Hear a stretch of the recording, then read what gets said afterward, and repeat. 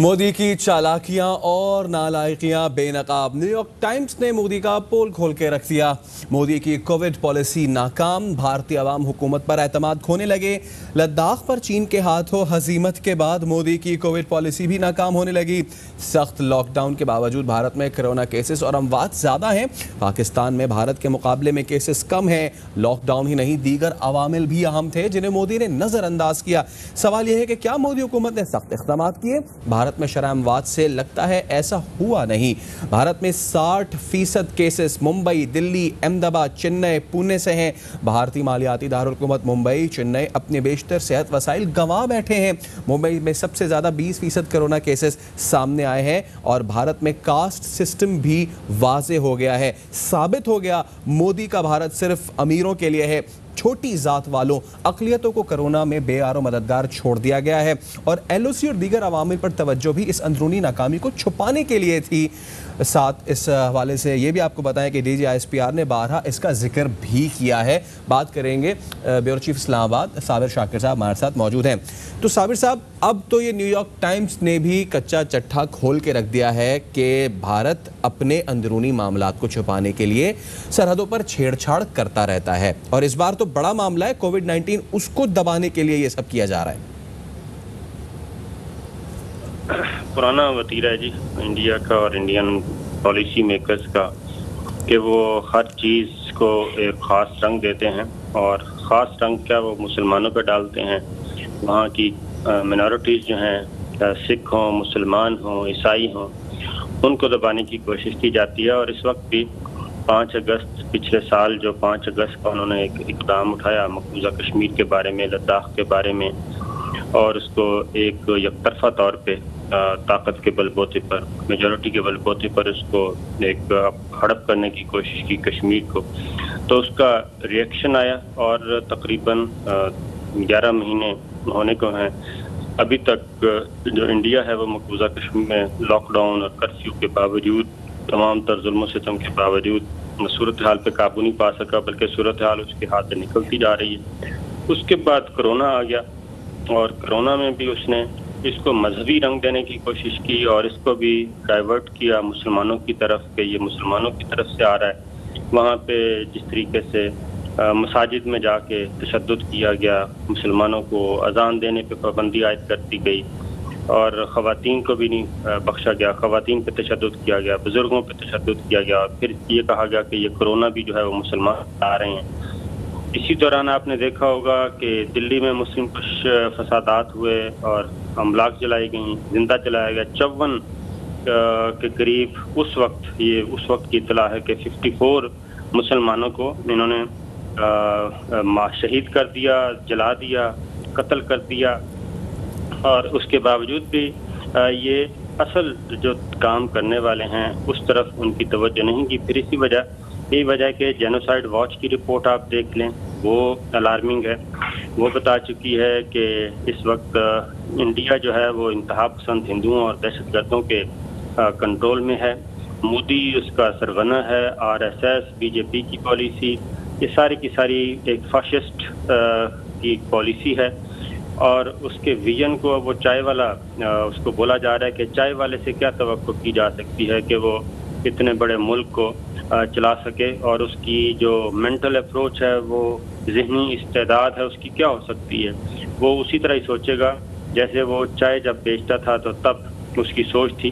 वो अपनी महरूमियों और नाकामियों का जो बदला है वो पिसे हुए तबके से लेना चाह रहा है और कोरोना के दौरान भी उसका यही रवैया रहा और यही वजह है कि अब ना उसकी नेपाल के साथ उसने एब्सोल्युटली ना नेपाल के साथ बन रही है, ना बांग्लादेश के साथ बन रही है, पाकिस्तान के साथ भी छेड़छाड़ में वो आगे आगे रहता है, हालांकि उसको मुंह तोड़ जवाब मिलता रहता है। हमारे साथ ब्रिगेडियर रिटायर्ड हारिस नवाज साहब मौजूद हैं।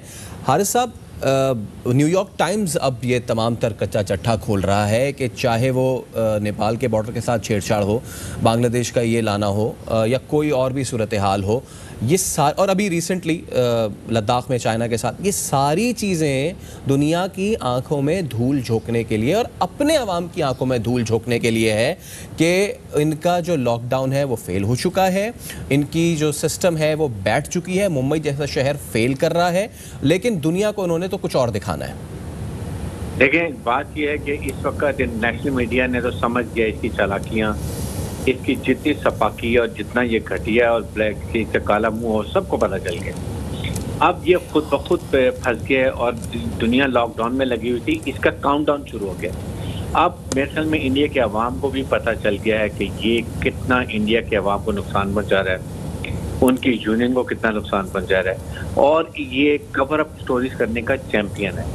जिस वक्त यहाँ कोरोना की प्रॉब्लम हुई है, ये पूरी तरह फेल हो गया है और पूरे इंडिया में इतने रेस्टलेस हुए हैं, बड़े लोग खिलाफ हुए हैं। इसने बड़ी कोशिश की मुसलमानों को इसका जिम्मेदार ठहरा दें और मुसलमानों को कहीं वहाँ हॉस्पिटल में उनको इलाज नहीं करने दिए, इस तरह का इंसान है। फिर अभी कबूतर मुझे बताएं कि कठुआ के इलाके में कबूतर पकड़ के कह रहे हैं कि ये जासूस कबूतर है, लाल पारे उस पर पकड़ के बिठाया हुआ है। मकसद ये होता है कि इंडिया किसी न किसी तरीके से ये अवाम की अटेंशन डाइवर्ट करे, जिस कोरोना से परेशान है, फिर ये दिल्ली राइट्स के, फिर कश्मीर प्रॉब्लम और अब लद्दाख में।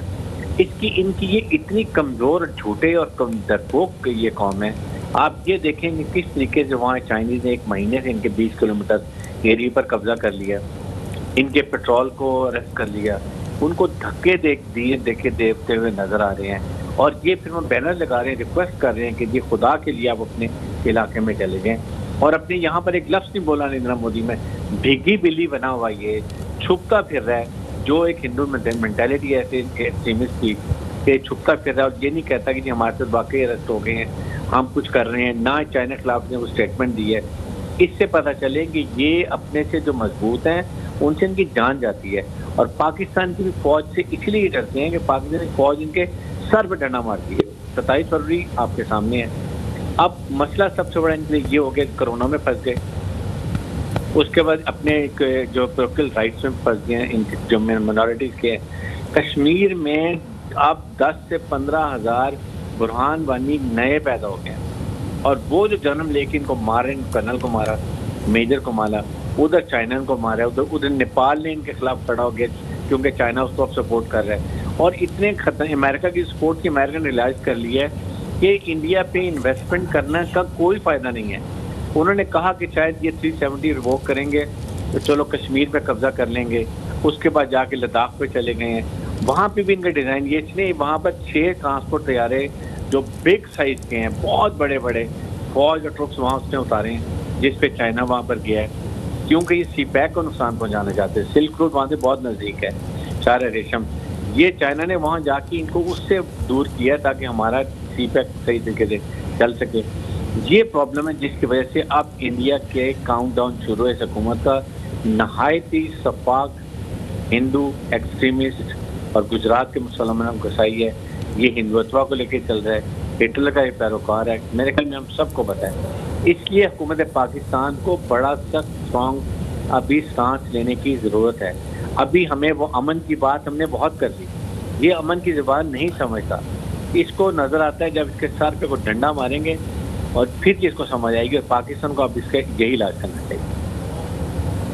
बिल्कुल ब्रिगेड साहब, आप बिल्कुल सही कह रहे हैं। तो भारत की एक बार फिर जो है दुनिया के सामने ये चीज़ें आ रही हैं कि मोदी की चालाकियाँ, नालायकियाँ बेनकाब हो रही हैं। इस बार न्यूयॉर्क टाइम्स ने मोदी का पोल खोल दिया है। मोदी की कोविड पॉलिसी नाकाम हो रही है, भारतीय अवाम हुकूमत पर एतमाद खोने लगे हैं। लद्दाख पर चीन के हाथों हजीमत के बाद मोदी की कोविड पॉलिसी भी नाकाम। सख्त लॉकडाउन के बावजूद भारत में कोरोना केसेस और अमवात ज़्यादा हैं। पाकिस्तान में भारत के मुकाबले में केसेस कम हैं। लॉकडाउन ही नहीं, दीगर अवामिल भी अहम थे जिन्हें नरेंद्र मोदी ने नज़रअंदाज किया। सवाल यह है कि क्या मोदी हुकूमत ने सख्त इक़दाम किए? भारत में शरह अमवात से लगता है ऐसा नहीं हुआ। भारत में 60% केसेस मुंबई, दिल्ली, अहमदाबाद, चेन्नई और पूना से हैं। भारतीय दारुल हुकूमत मुंबई और चेन्नई में बेशतर सेहत वसाइल जो है वो ख़त्म हो चुके हैं। मुंबई में सबसे ज़्यादा 20% कोरोना केसेस सामने आ चुके हैं। बहुत शुक्रिया साबिर शाकिर साहब और हारिस नवाज साहब आपका।